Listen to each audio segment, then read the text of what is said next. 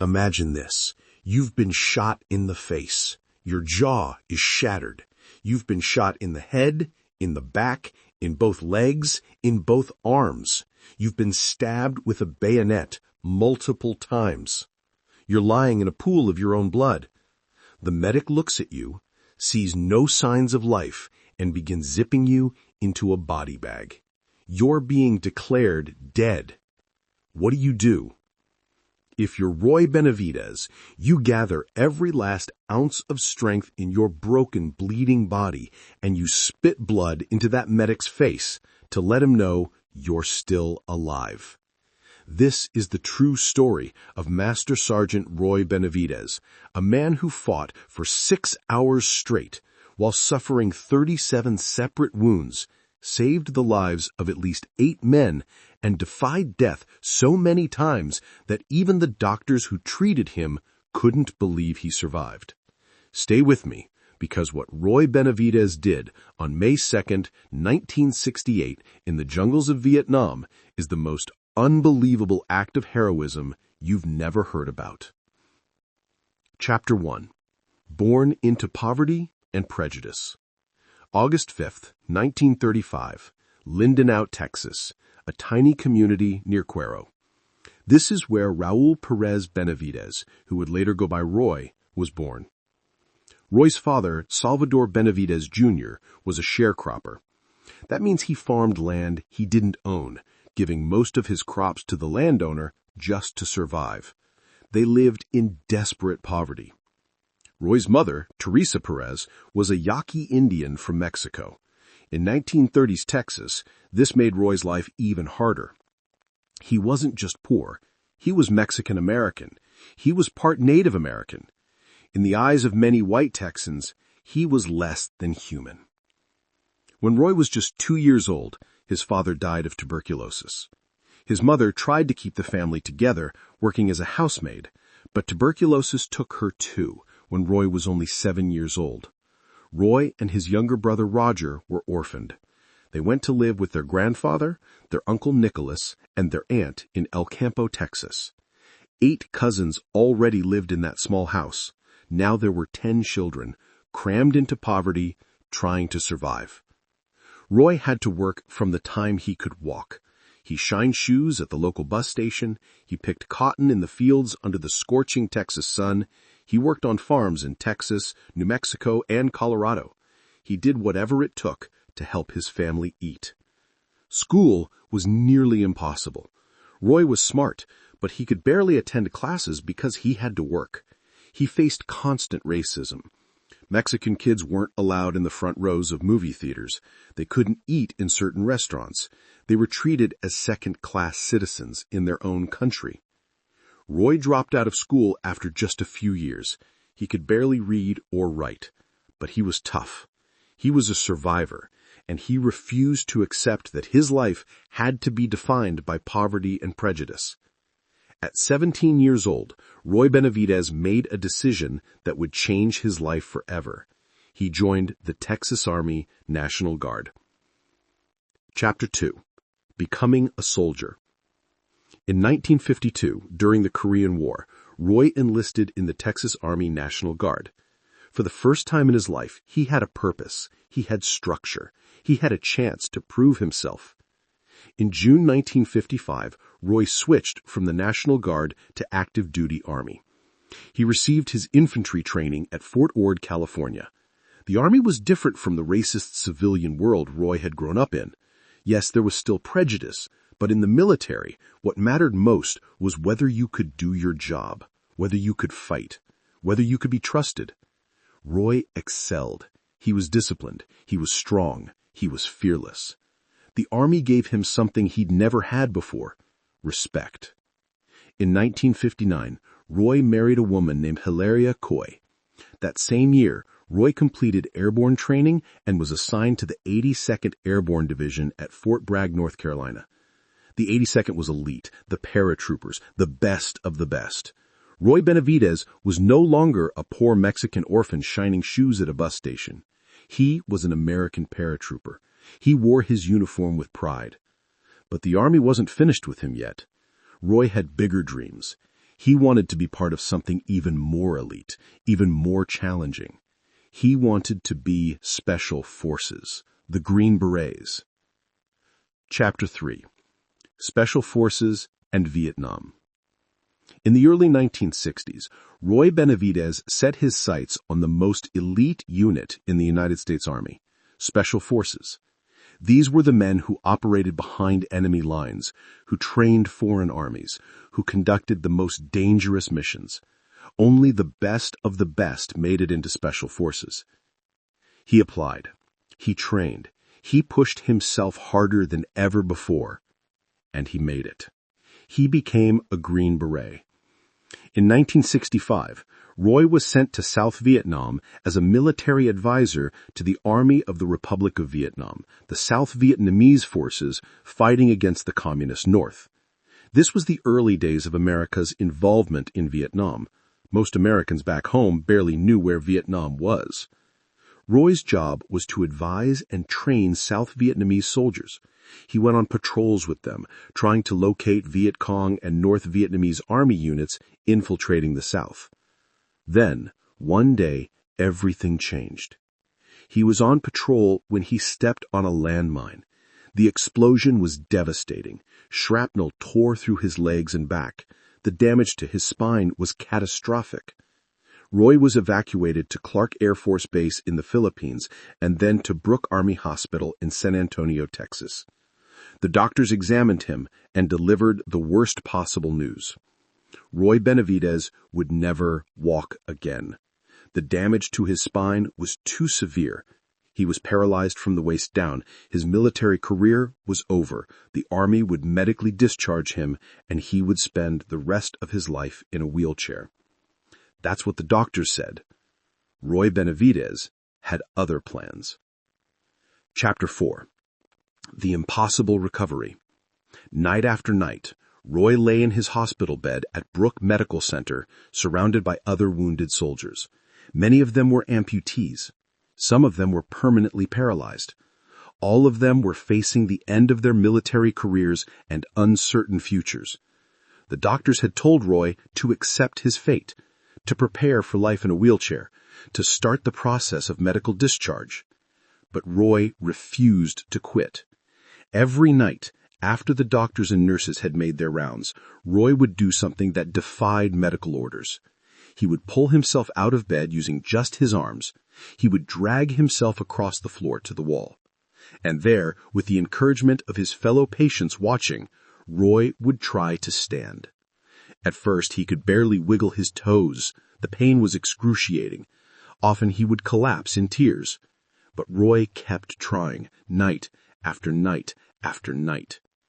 Slowly, impossibly, feeling began to return to his legs. He could wiggle his toes, then his feet, then his ankles. He started propping himself against the wall, trying to bear weight on his legs. The other patients in his ward became his cheering section.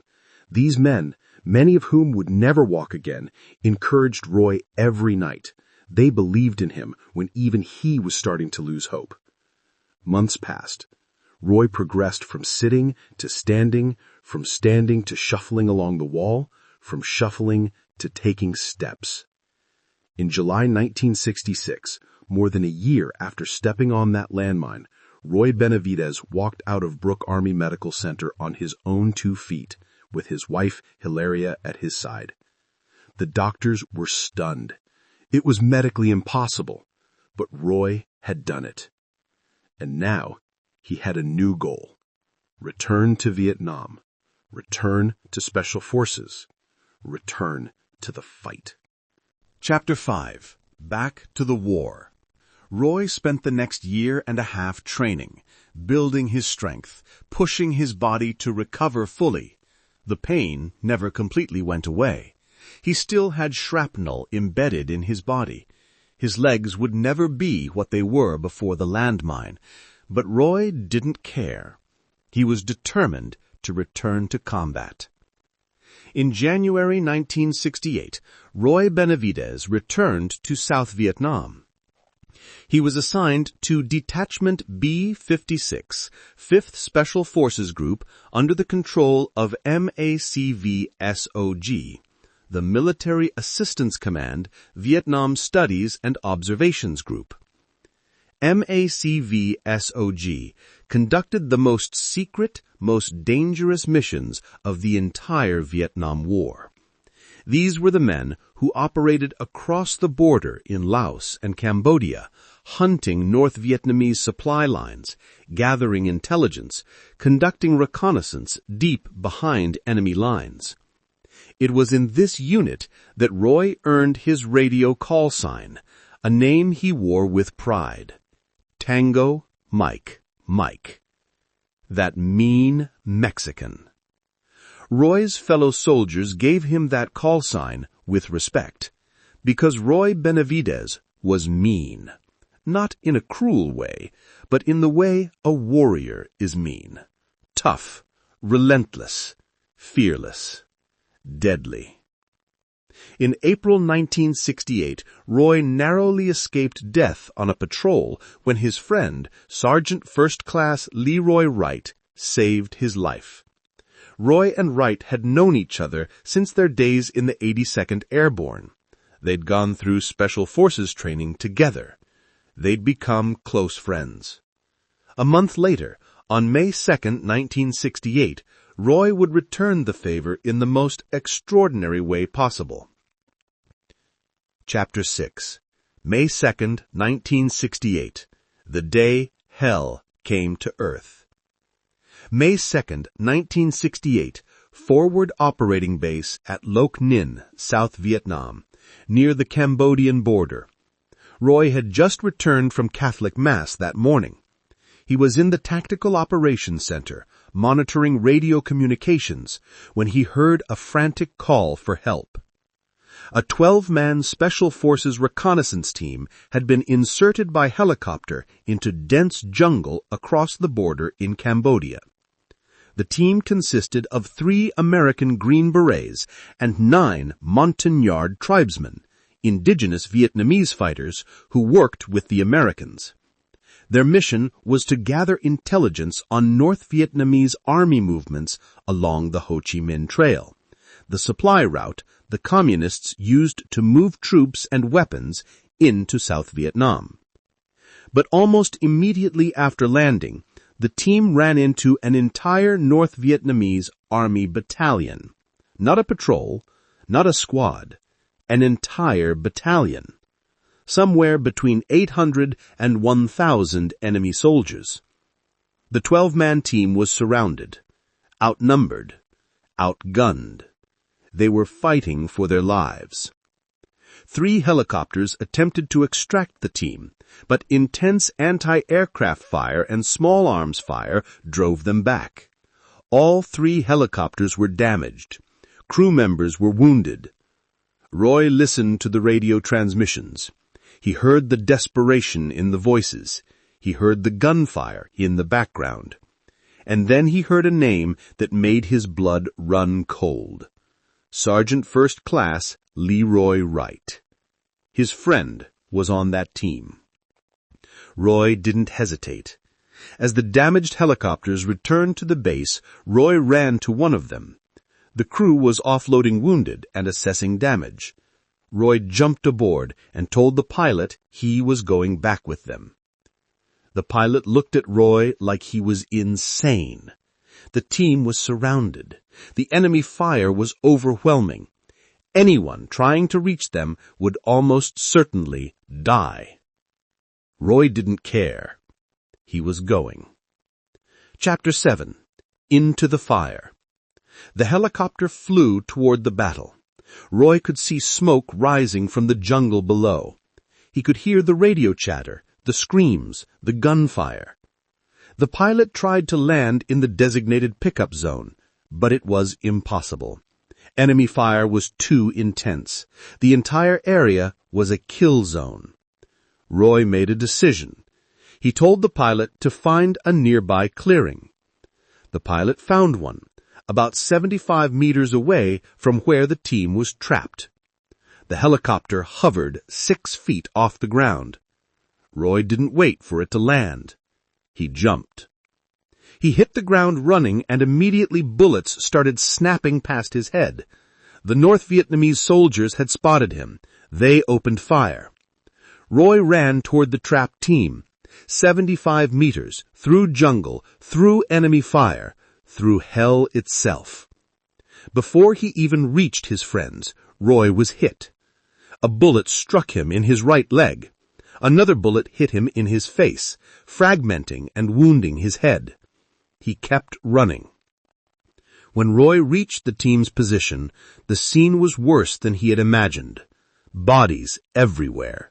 Blood everywhere. Most of the 12-man team was dead or critically wounded. The survivors were pinned down, unable to move, unable to fight back effectively. Roy Benavidez, bleeding from his leg and face, took command. Chapter 8. 6 Hours in Hell. Roy assessed the situation instantly. The team's leader was dead. Most of the men were too badly wounded to fight. The North Vietnamese were closing in from all sides. Roy began moving from man to man, treating their wounds, redistributing ammunition, organizing a defensive position. He directed their fire to keep the enemy at bay. Then he called for another helicopter extraction. While he waited, Roy kept fighting. He was everywhere at once, shooting, moving wounded men, calling in airstrikes, throwing grenades. The North Vietnamese soldiers kept trying to overrun the position, and Roy kept driving them back. A helicopter arrived. Roy began dragging wounded men toward it, one by one. He was shot again. And again. Bullets struck his back, his abdomen, his legs. Each wound should have killed him, or at least incapacitated him. Roy kept moving. He got several wounded men onto the helicopter, but before the extraction could be completed, enemy fire hit the helicopter's engine. The aircraft went down, crashing in the jumble. Now Roy had even more wounded men to protect. The helicopter crew was injured. The situation was hopeless. But Roy Benavidez didn't know the meaning of hopeless. He called for yet another helicopter extraction. While he waited, he kept fighting. Hours passed. The sun moved across the sky. Roy was bleeding from dozens of wounds. His strength was fading, but he refused to stop. At one point, a North Vietnamese soldier charged Roy with a bayonet. Roy grabbed the soldier's rifle, wrestled it away from him, and killed the enemy fighter with his own weapon. During that struggle, the North Vietnamese soldier stabbed Roy multiple times with the bayonet. His intestines were nearly spilling out of his body. He was covered in blood, his own and others. And still, Roy kept fighting. Chapter 9. Collecting the Dead and the Living. Finally, another helicopter arrived. Roy began the agonizing process of moving the wounded onto the aircraft. Men who couldn't walk, Roy dragged. Men who were unconscious, Roy carried. But Roy had another mission, one just as important as saving the living.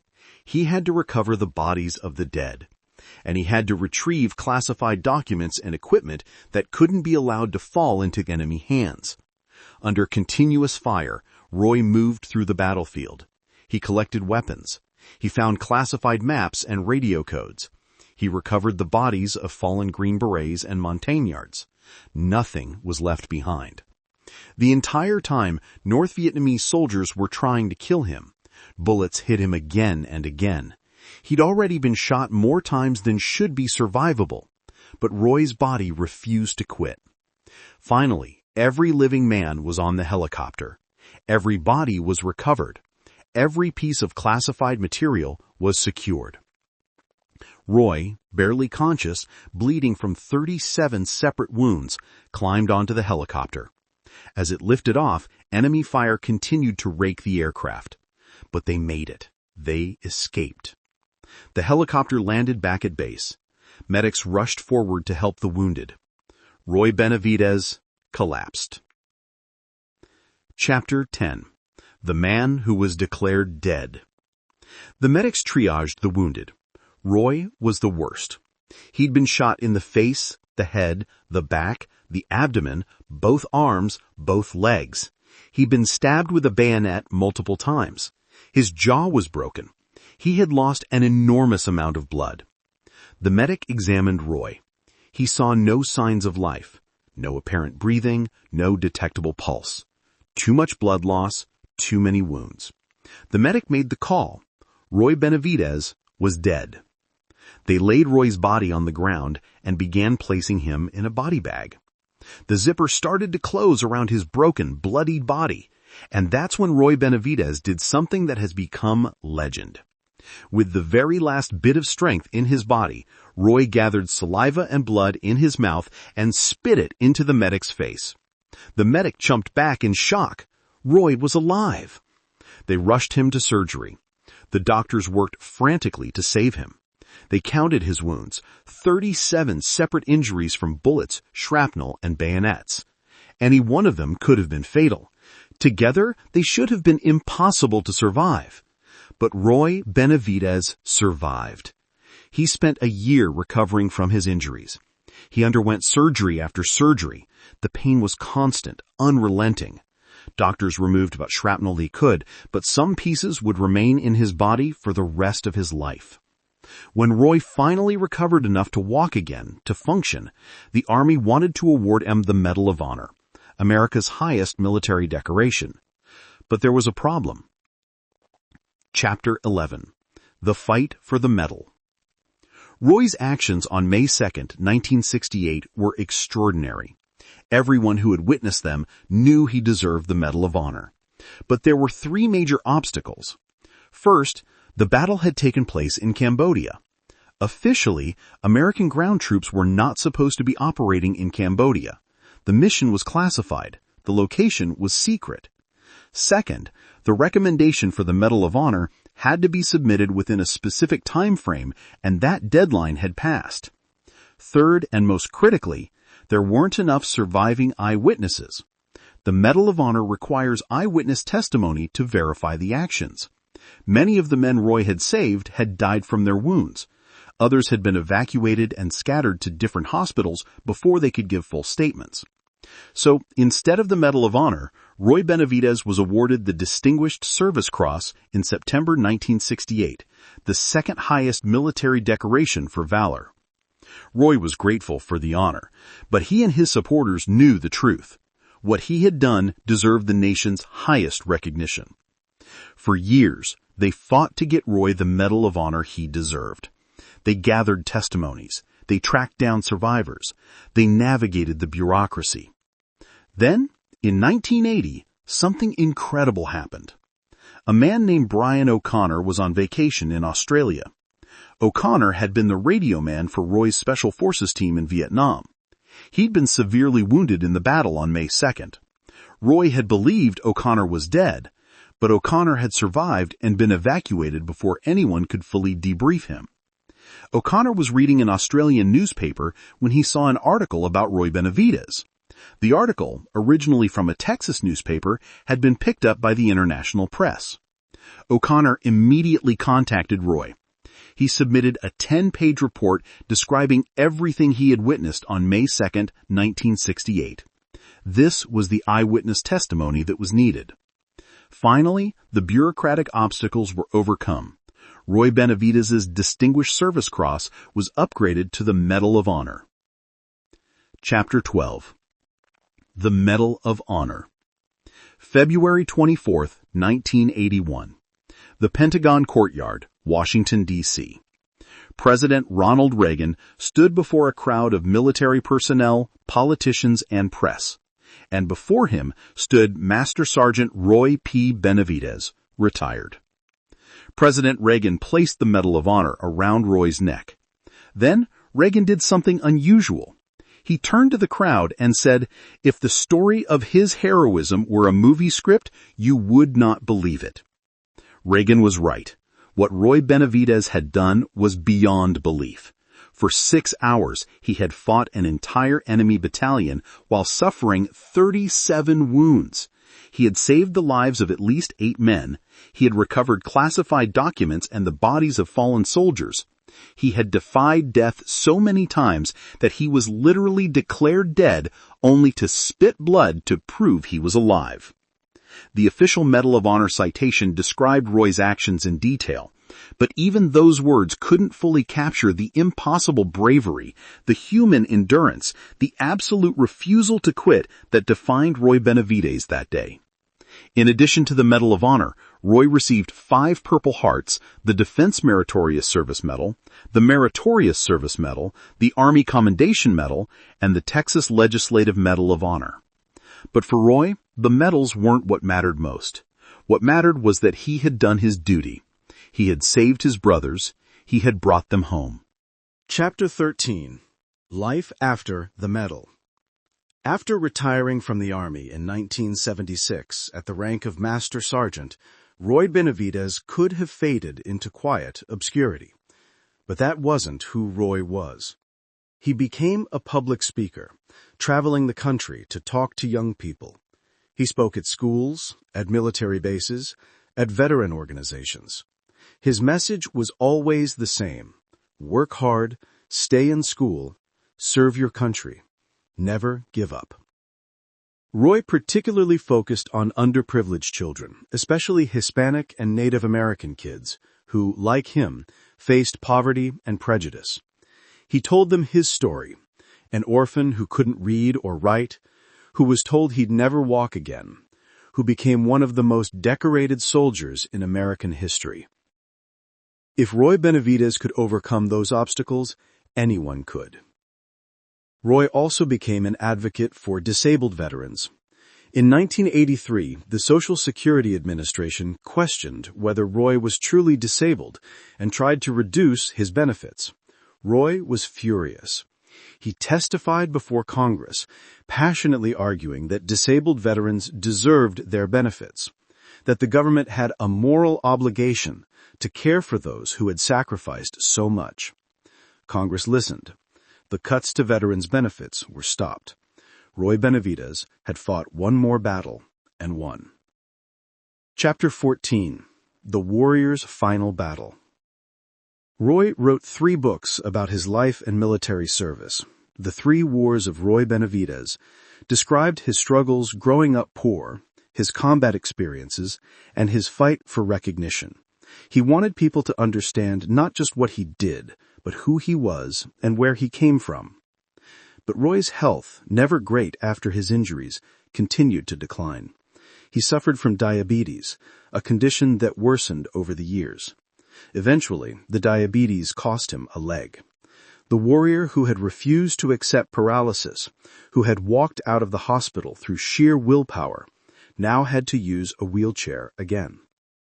Pieces of shrapnel remained embedded near his heart, too dangerous to remove surgically. The wounds from Vietnam never fully healed. November 29, 1998. Master Sergeant Roy Benavides died at the age of 63. Respiratory failure and complications from diabetes took the life that 37 combat wounds couldn't claim. Roy was buried with full military honors at Fort Sam Houston National Cemetery in San Antonio, Texas. His funeral was attended by hundreds of people, fellow veterans, military officers, politicians, and the countless young people whose lives he had touched through his speaking and mentoring. 3 elementary schools in Texas were named after him. A park in Colorado bears his name. The naval ship USNS Benavides was named in his honor. In 2001, Hasbro released a Roy P. Benavides G.I. Joe action figure, the first G.I. Joe to portray a soldier of Hispanic heritage. Chapter 15. The Legacy of Roy Benavides. Today, Roy Benavides' story stands as a testament to what human beings are capable of when they refuse to quit, when they put others before themselves, when they find a purpose greater than their own survival. Think about what Roy overcame in his life. He was orphaned at 7. He grew up in poverty so extreme most of us can't imagine it. He faced racism and prejudice every single day. He had almost no formal education. He could have become bitter. He could have given up. He could have accepted the limitations society tried to place on him. Instead, he joined the army. He became a paratrooper. He became a Green Beret. He became one of the most elite soldiers in the world. Then, a landmine paralyzed him, and doctors told him he'd never walk again. Roy could have accepted that. He could have taken his medical discharge and gone home. Instead, he defied medical science. He taught himself to walk again through sheer willpower. He returned to combat. Then, on May 2nd, 1968, when any sane person would have run from an impossible situation, Roy ran toward it. For 6 hours, while being shot and stabbed 37 times, he fought an entire enemy battalion. He saved his brothers, he recovered classified materials, he completed the mission. And when a medic declared him dead, Roy refused to die. He spit blood to prove he was still alive. That was Roy Benavidez, the orphan who became a warrior, the paralyzed man who learned to walk, the soldier who saved his brothers while dying 37 times and refusing to stay dead. Master Sergeant Roy Benavidez, August 5, 1935 to November 29, 1998. Medal of Honor recipient, American hero, American legend. Remember his call sign, Tango Mike Mike, that mean Mexican. And remember his lesson, that no obstacle is too great, no wound too severe, no mission too impossible, if you refuse to quit and fight for something greater than yourself.